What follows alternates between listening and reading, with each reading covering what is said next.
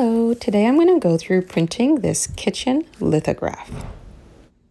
I brought the piece of foil to a life drawing session and I did the drawing during a 15-minute pose. Looking at the image right now, you might notice that these areas are very light and I'm expecting them to print a lot darker than they appear. It will be interesting to see what it looks like after the ink has been rolled on.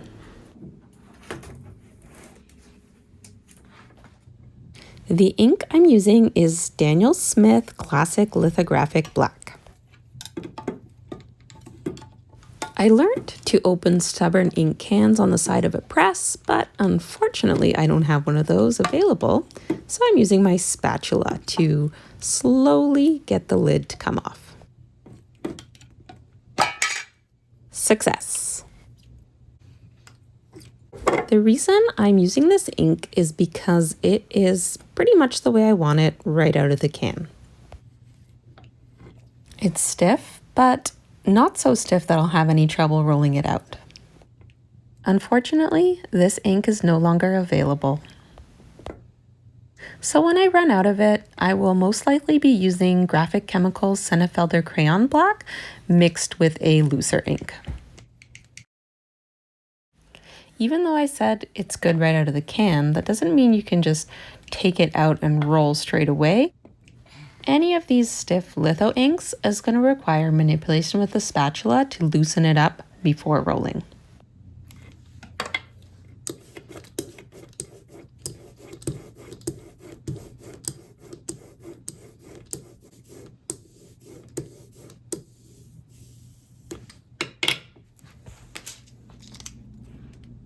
I brought the foil to life drawing taped onto a small piece of thin plexiglass.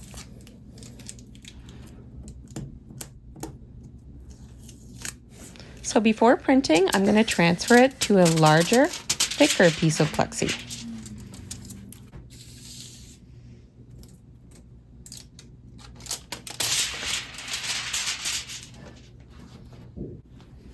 A little bit of water to hold it in place and flatten it down, and now we're ready to start printing.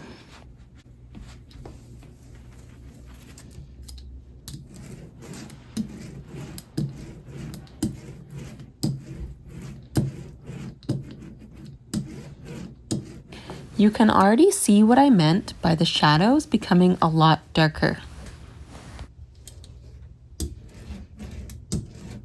This is because I was using litho crayon and still a relatively short etch. So the trickiest thing about this print is that I want to keep the shadows from filling in, but I still want to be able to print the darks. I'm ready to do the first test on some newsprint, and it's probably going to be very light, and that's okay.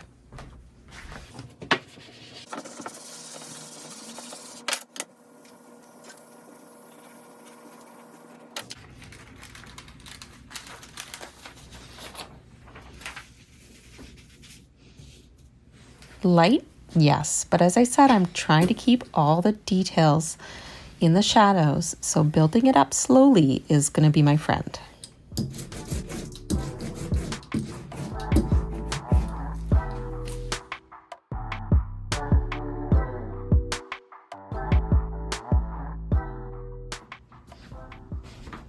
I'm just getting ready to do the third test on newsprint. And hopefully then I'll be able to switch over to Gampi, which is going to be the main paper for the edition.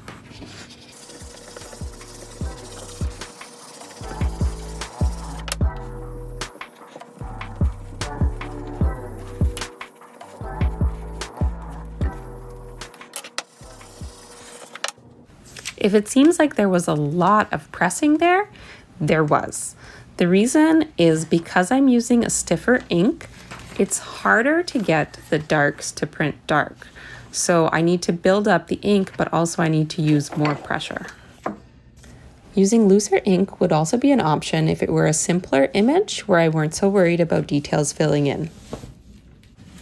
The plate has been inked up again, and I'm finally ready to do a print on Gampi. Even though both sides might seem pretty smooth, there's definitely a smoother side, and that is the one I use for printing.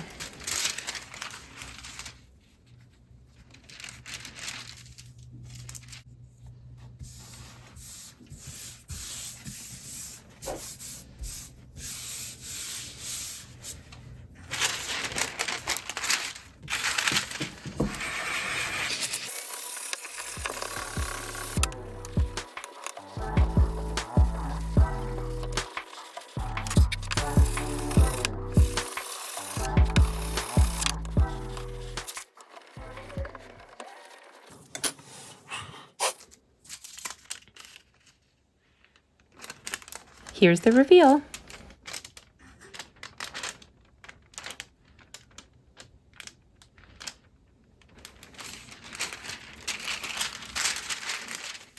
And this is exactly what I was going for.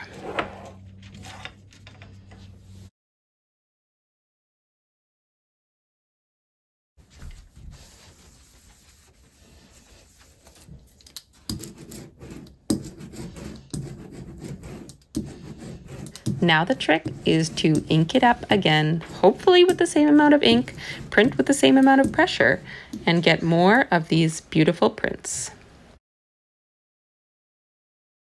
Thanks so much for watching. I hope you enjoyed the video.